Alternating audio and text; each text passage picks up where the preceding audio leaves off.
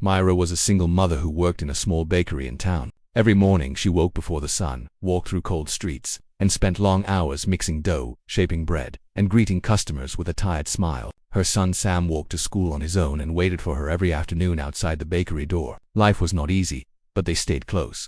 And Myra always tried to keep hope alive for him even when she was exhausted. One afternoon, as Myra wiped flour from her hands, a tall man in a suit stepped inside the bakery. He asked if she was Myra.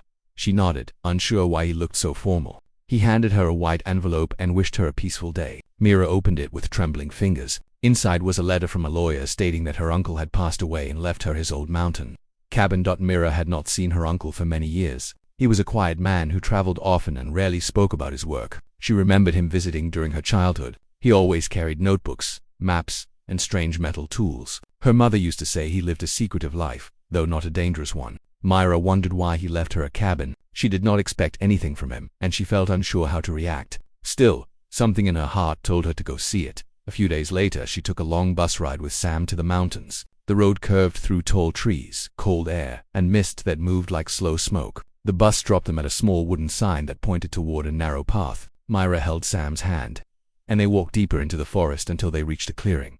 The cabin stood alone on a patch of uneven ground. It looked tired, like it had survived storms and winters without care. The wooden walls sagged, the roof showed holes, and the windows held cracks. Sam stared at the cabin and spoke in a soft but clear voice. He said it was falling apart. "Mom." Myra wanted to disagree, but he was right. The place looked like it could collapse under a strong wind. Myra took a slow breath. She had not come this far to turn back. She pushed the creaking door gently. It swung open with a long groan. Dust rose in the air, and the smell of old wood and forgotten memories drifted around them. Sam stepped inside with careful feet, trying not to disturb anything. Myra followed, looking at each corner with a mix of curiosity and uncertainty. The cabin had only 2 rooms. The first room held a small table, a cold fireplace, and 2 wooden chairs. The other room held a bed with torn blankets and a desk with a locked drawer. The floor was covered with dust, and cobwebs hung in corners. A faded photograph lay on the table, showing Myra's uncle standing beside 3 people she did not recognize.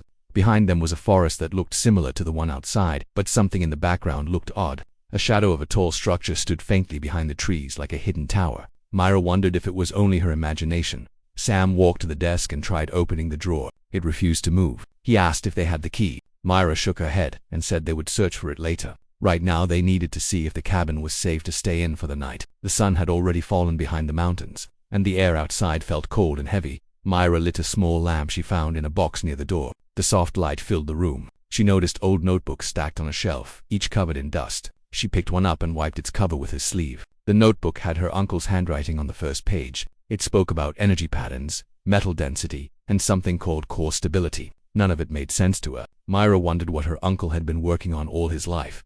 Sam suddenly called Myra to the side of the room. He pointed at the floor where one of the wooden planks looked slightly raised compared to the others. Myra knelt beside him and pressed her fingers around the plank. It moved a little. She pushed harder and managed to lift it. Underneath was a small empty space, and inside it sat a metal box with a strange symbol carved into its lid.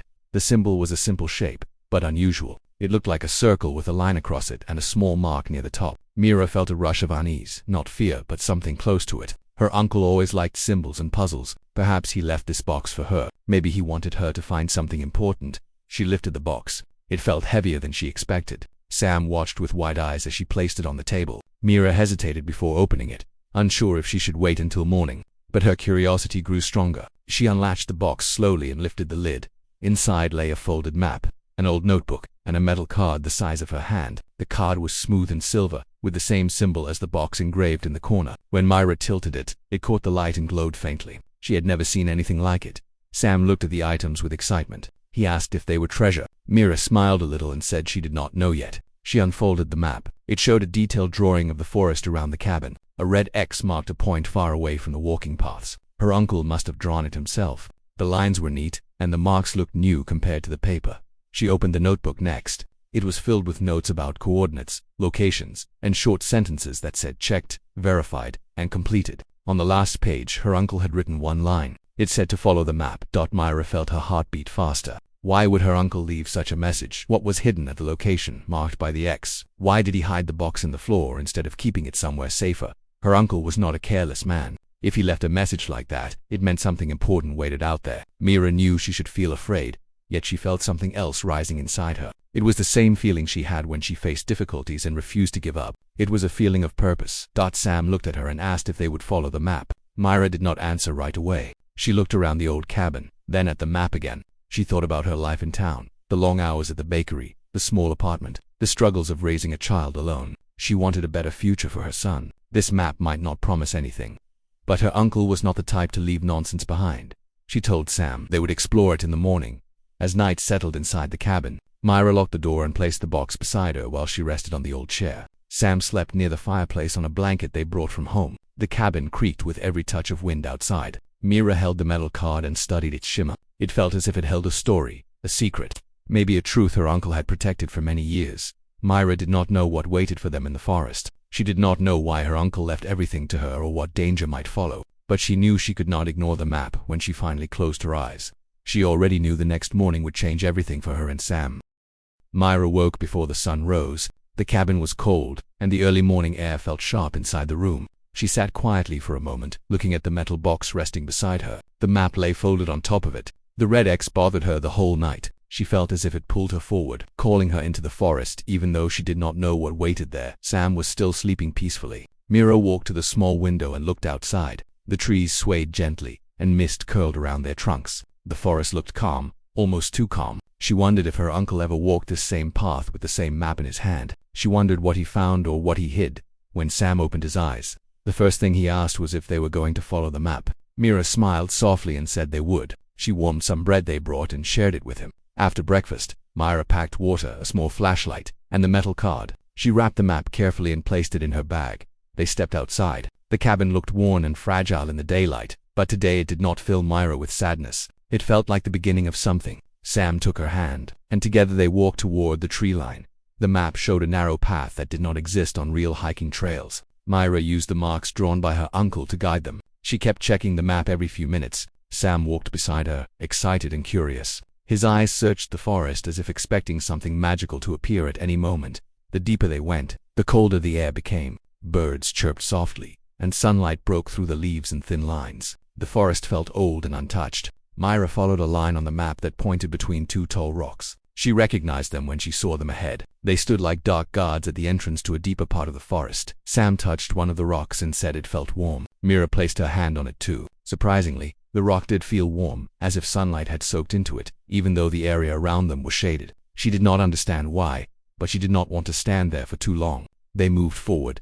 After walking for nearly an hour, they reached a small stream. The water flowed clear and gentle. Sam knelt and washed his hands. Myra did the same. The map showed an arrow crossing the stream and pointing toward a dense patch of trees. They stepped over stones and reached the other side. The ground here was soft and covered with fallen leaves. Myra noticed scratches on some tree trunks. They looked like marks someone had made long ago. She wondered if her uncle had marked them for himself or for the person who would eventually follow the map. For a moment, Myra felt unsure if she was doing the right thing. She was leading her child deeper into a place she did not understand, but something in her heart told her the map was not a threat. Her uncle had trusted her, and she trusted him even after all these years. They continued forward. The forest grew thicker, and the air felt heavier. Myra looked at the map and realized they were close to the red X. She felt her heartbeat grow faster. Sam noticed her expression and asked if they were near. Myra nodded.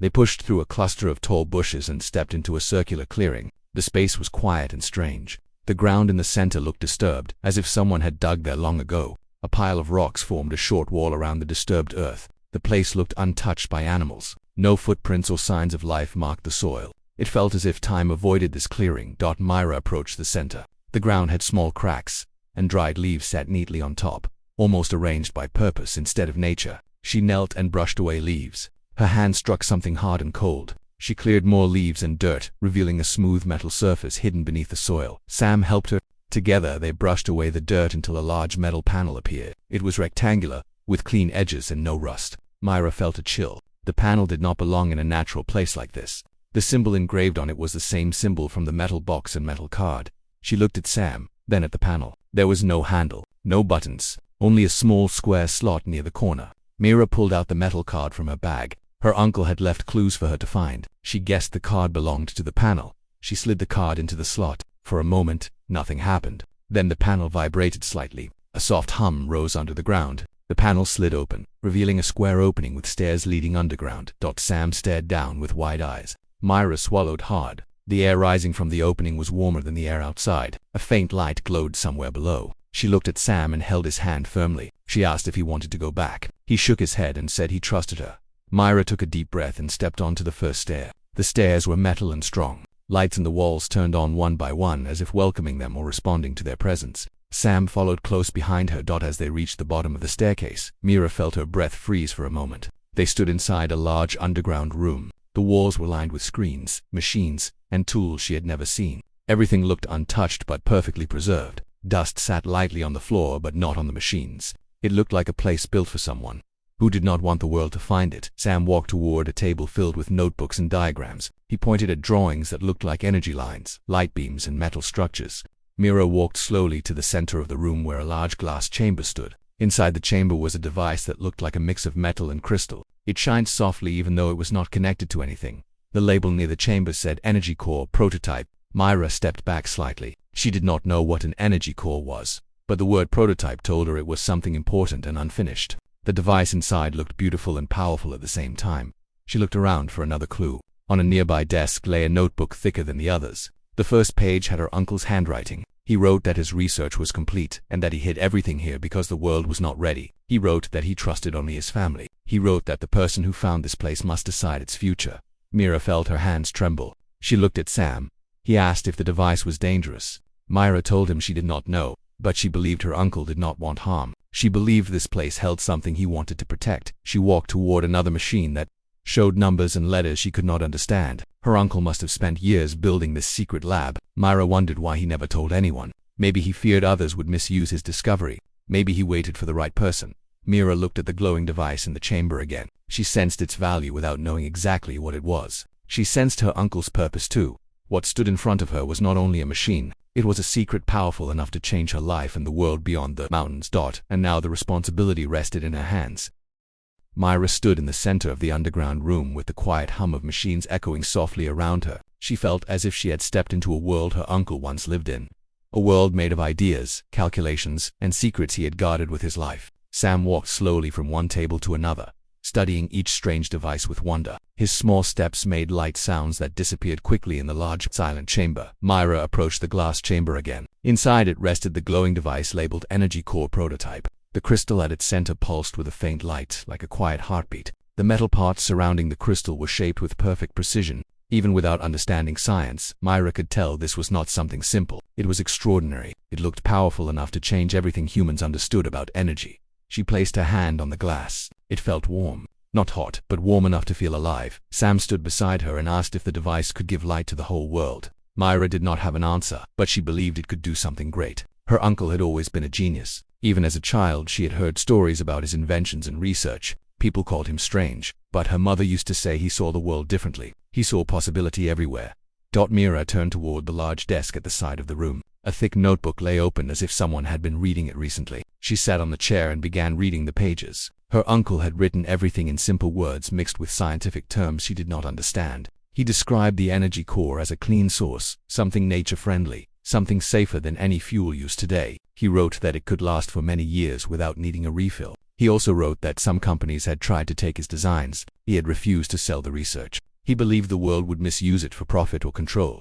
That was when he decided to hide everything. Myra read the last paragraph on the page. Her uncle wrote that he hoped a family member would one day find the lab. He believed his family would use the discovery with good intentions. Myra felt a weight settling on her shoulders. She was the one who found it. Not a scientist, not an engineer, not someone with experience. Just a single mother who worked in a small bakery. She wondered why fate had chosen her, but she also realized her uncle had trusted her more than she ever knew. Sam suddenly called her from across the room. He pointed at a small locked cabinet. Myra walked over and noticed a number pad beside the door. She tried entering a few numbers, but it did not open. Sam tapped the glass gently and stepped back when he noticed a crack near the bottom corner. Myra knelt and touched the crack. The glass was thin and weak there. She looked around for something safe to use and found a small metal tool on the table. She tapped the crack lightly. The glass broke in a clean line and fell inside the cabinet. Inside lay another notebook and a small device with a single button. Myra picked up the notebook. The first page had her name written on it. She felt her breath catch for a moment. Her uncle had prepared this for her specifically. She sat on the floor and opened the pages with care. The notebook explained everything in simple terms. Her uncle wrote that he knew Myra might not understand the machines, so he described everything in a way she could follow. He explained how the energy core worked by using natural particles found deep inside mountains. He explained that the device inside the chamber was only a prototype but worth more than anything created in decades. He wrote that if completed, the core could be valued at more than 1 billion. Myra, read the number again. She almost could not believe her eyes.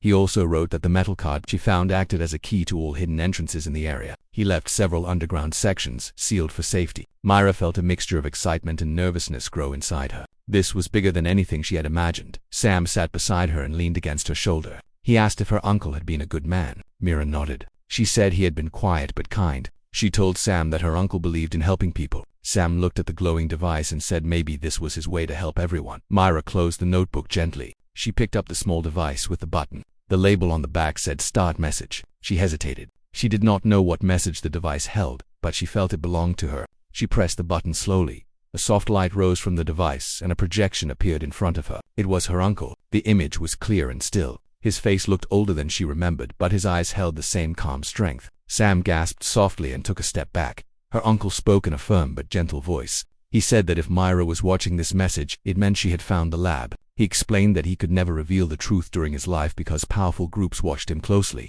He said he hid his life's work to protect it from being stolen or used to harm the world.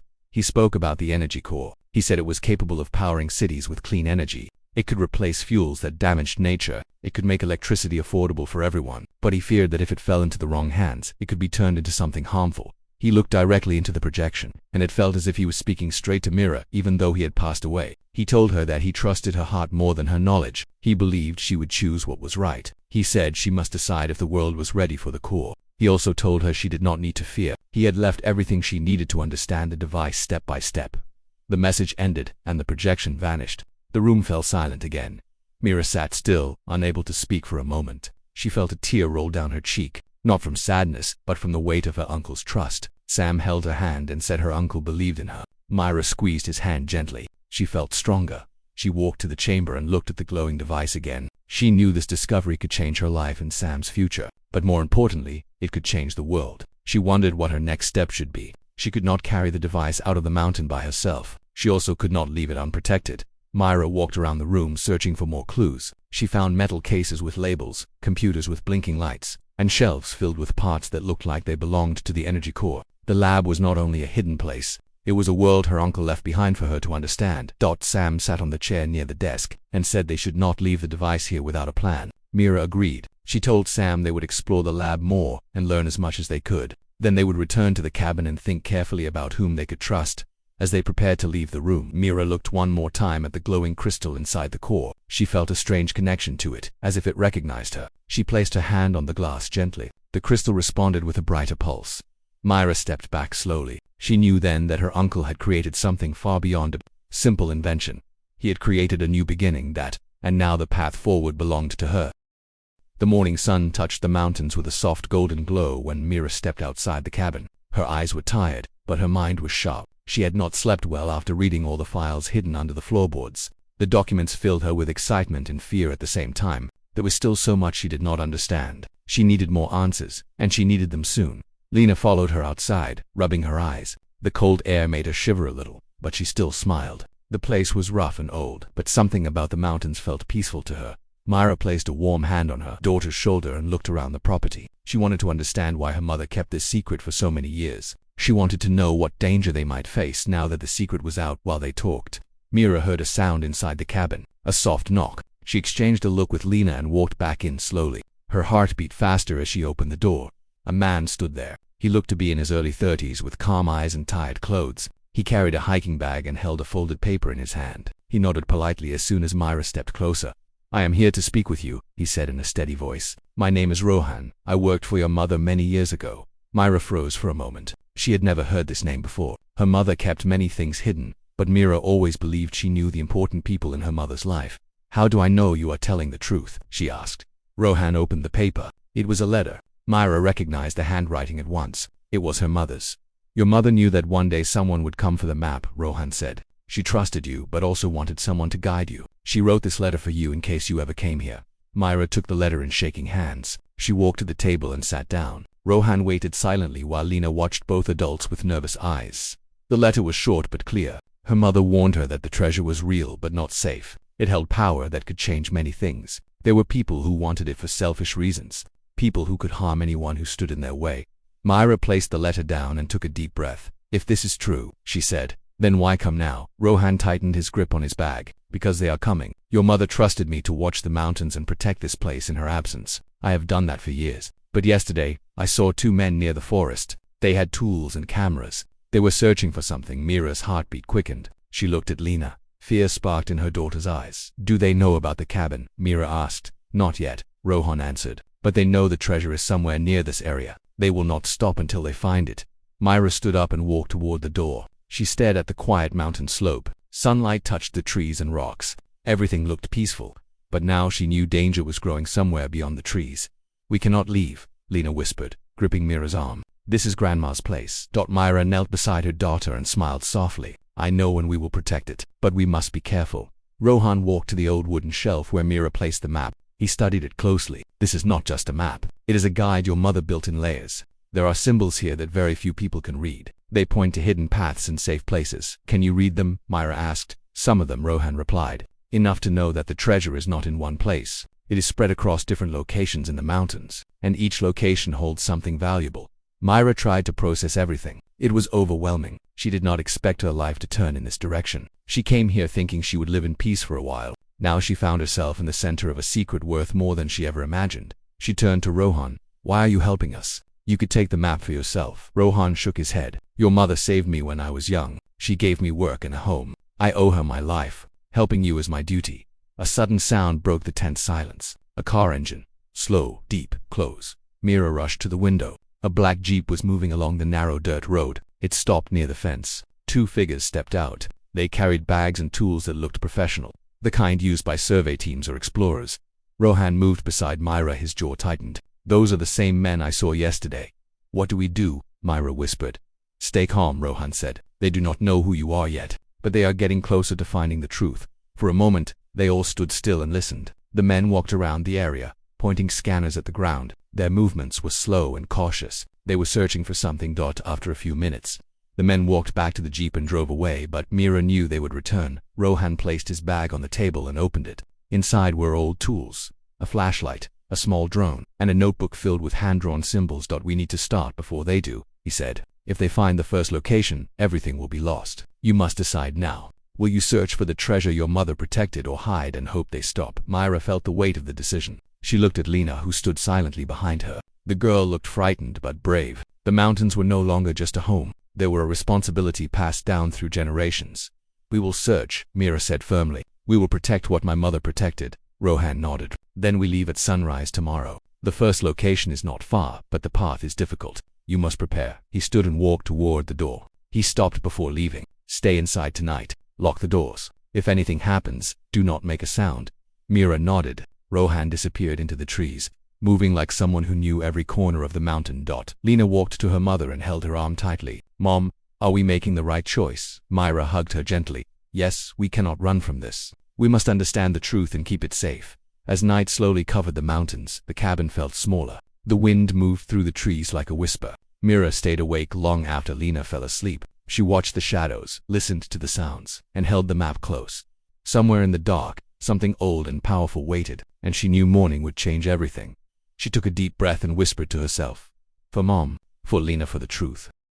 The sky was still dark when Myra opened her eyes. A cold wind moved through the trees outside, brushing against the walls of the cabin. She stood up slowly and looked at Lena, who was sleeping on a small mattress near the fire. Myra wanted to let her rest, but today was the day they had to begin their search. They could not delay any more. Myra packed water bottles, warm clothes, and some food. The map was folded carefully and placed inside her jacket. She checked the door once again and stepped outside for fresh air. Rohan arrived just as the sky turned pale blue. His steps were quiet and focused. He carried his bag and gave Mira a small nod. There was no fear in his eyes, only determination. "Are you ready?" he asked. Myra looked at the cabin, then at Lena, who had just stepped outside, rubbing her eyes. "Yes, we are ready." Rohan guided them toward a narrow path behind the cabin. It was covered with thick grass and stones, almost hidden if one did not know where to look. Mira followed closely while keeping Lena beside her. As they walked, Rohan explained the symbols on the map. "Your mother used old mountain signs. Each symbol has a meaning. They point to the places where she hid pieces of the treasure." Lena asked, "Why did Grandma not keep everything in one place?" Rohan answered with a calm voice, because she knew someone would come looking for it. If everything was in one place, it would be easy to steal. She wanted to protect it, not hide it forever. The climb became harder as the sun rose. The mountain air was cool, but the path was steep. Mira held Lena's hand tightly and kept moving. She felt tired, but something inside her kept her strong. She wanted answers, and she wanted to honor her mother's work. After 2 hours of walking, they reached a cliff that opened into a wide clearing. Tall trees surrounded the space, and sunlight fell through their branches like golden threads. In the center of the clearing was a large stone with a carved symbol. Rohan walked to the stone and cleaned the surface with his hand. This is the first marker. There must be something hidden nearby. Mira looked around and noticed a small crack between two rocks. Something about it felt unusual. She pointed at it. Could this be the place? Rohan moved closer, knelt down, and pushed the rocks slightly. A faint hollow sound came from beneath. He smiled a little. Mira, you found it. Together, they cleared the rocks and uncovered a small stone box buried under the ground. The box had no lock but opened only when Rohan pressed a certain spot on its side. Inside the box was an old metal piece shaped like half of a circle. There were lines carved on it that looked like an unfinished design. Lena asked, "Is this the treasure?" Rohan shook his head. "It is a piece of something bigger. When all pieces are joined, the real treasure will be revealed." Myra studied the metal piece. It looked strange, but she felt its importance. She wrapped it in cloth and placed it safely in her bag. Before they could move, Rohan suddenly raised a hand. He whispered, "Stay still." Myra froze. She heard slow steps nearby. Branches moved. Leaves shifted. Someone was approaching. Rohan motioned for Myra and Lena to hide behind the large stone. They crouched quietly, holding their breath. The sound grew louder. 2 men appeared at the edge of the clearing. They wore dark jackets and carried scanning devices. These were the same men Rohan had seen before. They walked slowly, scanning the trees and ground. The first man said, "The signal is strong here. We are close." The second man replied, "Keep searching. The map must be nearby." Mira held Lena close. Her heart beat fast. The men stepped closer to the stone. Myra feared they would find them. But just as the men reached the stone, a loud noise echoed from the forest. It sounded like a large branch breaking. The men turned their heads quickly. "We will check that. Move fast." They ran toward the sound and disappeared through the trees. Rohan let out a long breath. It was only a deer, but it saved us. "We must move now." They stood and hurried down a different path. Myra felt the weight of danger. She knew the men would not stop. The treasure meant too much to them, but she also knew she could not quit. This was her mother's legacy. As they moved deeper into the mountains, the trees grew taller and the air cooler. Rohan walked ahead, reading the map. "The second location is near the old waterfall. Your mother marked it as a place of safety. We must reach it before sunset." They walked for hours. Lena grew tired, but she did not complain. She wanted to be strong for her mother. Myra encouraged her gently, reminding her that every step mattered. By late afternoon, they reached the waterfall. Water rushed down the rocks with great force, creating a mist that glowed in the sunlight. The sound was loud but calming. Rohan led them behind the waterfall. A narrow cave entrance was hidden there, just as the map showed. Inside the cave, the walls were damp and cool. A faint light from the waterfall shimmered through the opening. They followed the tunnel until they reached another stone box. This one larger than the first. It was placed on a flat rock. Myra opened it slowly. Inside were 2 more metal pieces, both shaped like curved fragments. Together with the first piece, they already formed half of a complete circle. Lena smiled nervously. "We are getting closer." "Yes," Myra said softly, "but the last piece will be the hardest to find." When they left the cave, the sun was setting. Rohan looked at the sky. "We must return to the cabin. The men will search all night. We must be careful." The walk back felt long, but they reached the cabin at last. The lights of the cabin glowed softly in the darkness. Myra locked the door as soon as they entered. Rohan placed all 3 metal pieces on the table. They formed a pattern Myra had never seen before, a circle with a star in the center. Rohan said, "This is not gold or jewels. Your mother protected something far more important. This is a key to a hidden vault inside the mountain. That vault holds the true treasure, documents, designs, and rights that belong to your family." Lena whispered, "And the value?" Rohan looked up. "If the documents are real, the value is more than 1 billion. It can change your life completely. But you must decide how to use it." Myra felt her throat tighten. She did not want greed to control her choice. She wanted safety, truth, and a future for her daughter. "We will open the vault tomorrow," she said, "and whatever is inside, we will protect it. That is my promise." Rohan nodded with respect. "Your mother would be proud." Myra looked at the mountain through the window. The night was calm, but she knew the final challenge waited for them at sunrise. She placed her hand on the map and whispered gently, "For Mom, for Lena, for our future." The treasure was no longer a mystery. It was a responsibility, and she was ready for it.